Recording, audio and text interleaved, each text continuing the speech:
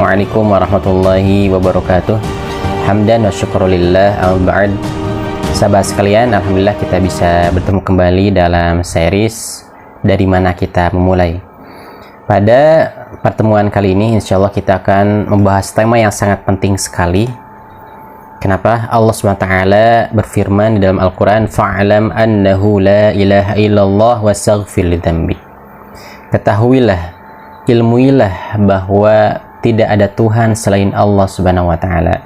Kemudian Allah SWT menyuruh kepada kita untuk beramal, yaitu beristighfar atas dosa-dosa yang telah dilakukan. Kemudian di dalam kitab hadis Sahih Bukhari, di situ ada bab al-ilmu qabla qouli wal amal. Ilmu sebelum perkataan dan amal. Khalifah Umar bin Abdul Aziz, beliau pernah berkata, man amila amalan ala ghairi ilmin ma yufsiduhu akthar mimma yuslih. Barang siapa yang beramal tanpa didasari dengan ilmu, maka dia itu akan banyak merusak dibanding memperbaiki atau mengambil manfaat dari amal tersebut. Atau saat itu saya mendengar sebuah arahan gitu ya dari bapak-bapak gitu yang saya ajari belajar Al-Quran ketika saya di Jakarta. Saya pamit karena saat itu saya akan melanjutkan studi ke Sudan. Beliau ngasih arahan gitu ya, atau memberikan satu tips gitu ya, bagaimana saya harus persiapan dulu gitu ya sebelum saya tiba di Sudan. Nah, jadi beliau bilang, Ustaz Dedi silahkan, bagus juga kalau misalnya Ustaz Dedi searching dulu gitu ya, bagaimana kondisi di Sudan, bagaimana cuacanya, bagaimana karakter orangnya gitu ya, semuanya, bahkan isian dari persiapan gitu ya, supaya kita memang gampang di sana menyesuaikan diri gitu ya. Nah sahabat sekalian gitu ya, ini semua adalah atau menunjuk kepada bagaimana pentingnya ilmu sebelum beramal. Tadi hadis Bukhari itu ada bab kita harus mengedepankan ilmu sebelum berkata gitu ya, sebelum berkata dan beramal. Kan itu sangat penting sekali. Baik dalam misalnya sholat atau ya ibadah, dalam amal soleh yang lainnya, dalam berdakwah, dalam istilah belajar sekalipun gitu ya, kita memang harus mempunyai ilmu. Ilmu apa? Ilmu bagaimana cara kita mengambil ilmu. Apa misalnya? Nah, kita misalnya sudah mendengar gitu bahwa cara belajar itu ada 3 gitu yang masyhur. Yang pertama, tipe orang yang visual gitu ya. Jadi kecenderungannya itu dia memang harus banyak melihat gitu ya. Makanya dia suka bikin mind mapping gitu ya, digambar si pelajaran. Supaya apa? Supaya dia suka ngelihat pelajaran itu, kemudian dia cepat nangkap gitu ya. Ada yang kinestetik. Nah, mana orang tipe ini dalam belajar dia harus banyak gerak gitu ya, sambil jalan atau sambil nunjuk dengan tangan gitu ya. Atau misalnya harus rame gitu ya, ada orang lagi belajar dan seterusnya. Ada yang auditory, yang dia itu kecenderungannya atau cepat nangkap pelajaran dengan banyak mendengar gitu ya, bukan melihat tapi mendengar. Nah, ketika misalnya seseorang sudah mengilmui gitu ya bagaimana cara dia belajar, insya Allah dia bakal cepat nangkep gitu kan pelajaran yang disampaikan oleh guru, para masyayikh. Nah, begitupun dalam berdakwah gitu ya. Kita harus paham fikih dakwah. Kita harus paham dengan psikolog objek dakwah kita. Gitu ya. Kita harus paham bagaimana dalam berdakwah pun harus ada istilahnya tahap-tahapan gitu ya. Misalnya kita belajar hikmah gitu ya. Pengharaman dari khamr atau minum khamr itu kan nggak langsung diharamkan oleh Allah SWT, tapi bertahap. Nah, begitu pun dalam dakwah kita. Kita harus memahami psikolog objek dakwah kita gitu ya. Dalam misalnya surat li'ila fi Quraisy, li'ila fi rihlatash syita'i was shaif dan seterusnya.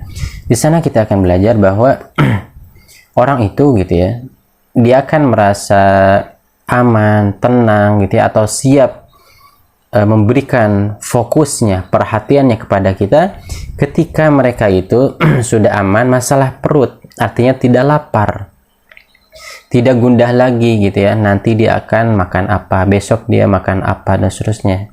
Kemudian dia juga merasa aman gitu ya, tenang, karena tidak ada ancaman yang akan menghampiri dia. Stabilitas keamanannya baik, bagus.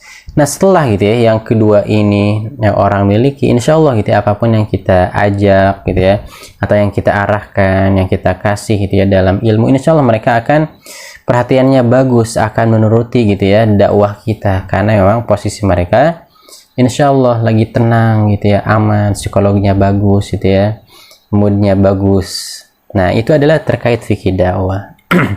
Begitupun dalam ibadah, contoh dalam sholat gitu ya, bagaimana sholat itu harus mendatangkan kebaikan gitu ya untuk kita, karena Allah SWT berfirman, Inna shalah tanha 'anil fahsya'i wal munkar. Sesungguhnya sholat itu bisa mencegah gitu ya seseorang dari berbuat keji dan yang mungkar. Nah, kita harus memahami bagaimana cara toharoh yang baik, bagaimana cara berwudu yang baik gitu ya, sesuai tuntunan Nabi, bagaimana sholat yang baik gitu ya, sesuai dengan tuntunan Nabi. Nah, itu kan perlu ilmu gitu ya, perlu ilmu fikih. Bagaimana mungkin gitu ya sholat kita sah misalnya secara fikih kalaulah kita tidak memiliki ilmu bagaimana sholat yang benar gitu ya, bagaimana wudhu yang benar. Nah istilahnya yang sah dalam fikih itu juga belum tentu diterima oleh Allah SWT gitu ya sholatnya itu. Lalu bagaimana gitu ya istilahnya sholatnya secara fikih saja tidak sah gitu ya, sudah barangkali sudah Allah SWT tolak gitu ya. Kenapa? Karena memang dia dalam pelaksanaan sholatnya tidak sesuai dengan perintah Nabi Muhammad SAW. Karena kita mengetahui syarat diterimanya amal gitu ya, ada dua. Yang pertama ikhlas karena Allah SWT, yang kedua sesuai dengan tuntunan Nabi. Nah tuntunan Nabi ini gitu ya, ini adalah berkaitan dengan ilmu bagaimana kita sholat dengan baik gitu ya, betul, sahih, sesuai dengan tuntunan Nabi Muhammad SAW.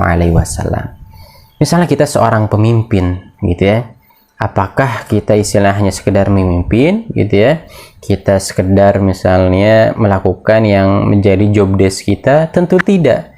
Kita juga harus mengetahui bagaimana cara mengorganisir organisasi yang baik, memanajemennya gitu ya, mengaturnya. Bagaimana misalnya kita harus memperbaiki kualitas kita dalam public speaking dan seterusnya. Nah kita harus mempunyai ilmu gitu ya, supaya apa?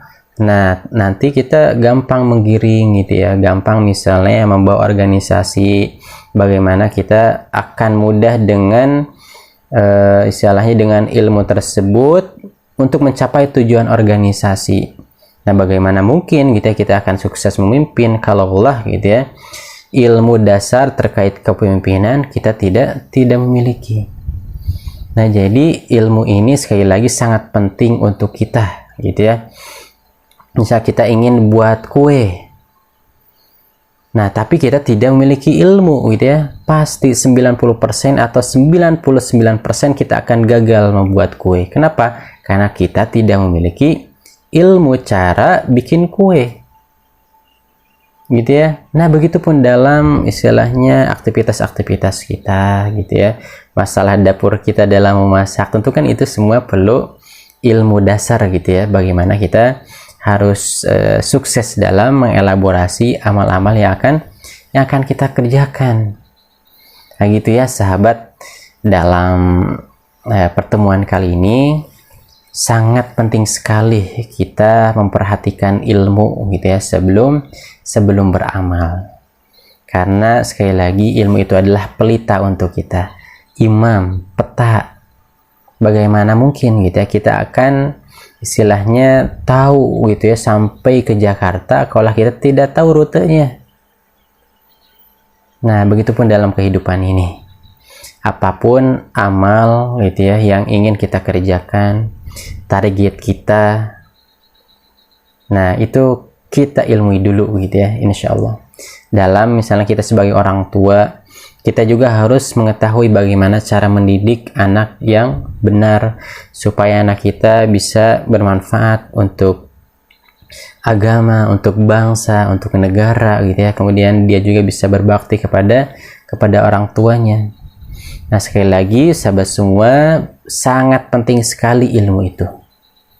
Gitu ya, terutama dalam ibadah kita gitu ya. Kita harus mengetahui mana yang harus kita dahulukan. Tentu yang harus kita dahulukan yang wajib. Habis itu baru yang sunnah. Habis itu baru yang boleh, yang mubah gitu. Jangan kebalik gitu ya. Kita istilahnya meninggalkan yang wajib karena yang sunnah, atau bahkan bisa meninggalkan yang sunnah dan wajib karena hal-hal yang hanya boleh gitu ya dipandang dalam agama. Nah, ini kan keliru. Nah, ini bagaimana cara membenahi itu semua? Sekali lagi dengan ilmu. Maka kita harus merasakan gitu ya pentingnya ilmu, kita harus merasa haus gitu ya. Salah satunya kita harus giat belajar, kita datang ke majelis ilmu. Begitupun kita harus menjaga adab kita gitu ya, bagaimana kita belajar, bagaimana kita harus menempatkan diri gitu ya di depan guru supaya ilmu kita bermanfaat. Karena salah satu ciri gitu ya ilmu itu bermanfaat, memang kita bisa amalkan. Nah, sehingga amal tersebut bisa berbuah pahala di hadapan Allah Subhanahu wa taala yang kelak nanti bisa kita petik menjadi amal kebaikan yang memperberat gitu ya timbangan kebaikan kita, yang mudah-mudahan dengan itu bisa membawa kita menuju surganya Allah Subhanahu wa taala. Mungkin demikian para sahabat yang dimuliakan Allah Subhanahu wa taala. Semoga sesi pertama ini dari mana kita memulai bisa manfaat untuk kita semua. Jazakumullahu khairan. Assalamualaikum warahmatullahi wabarakatuh.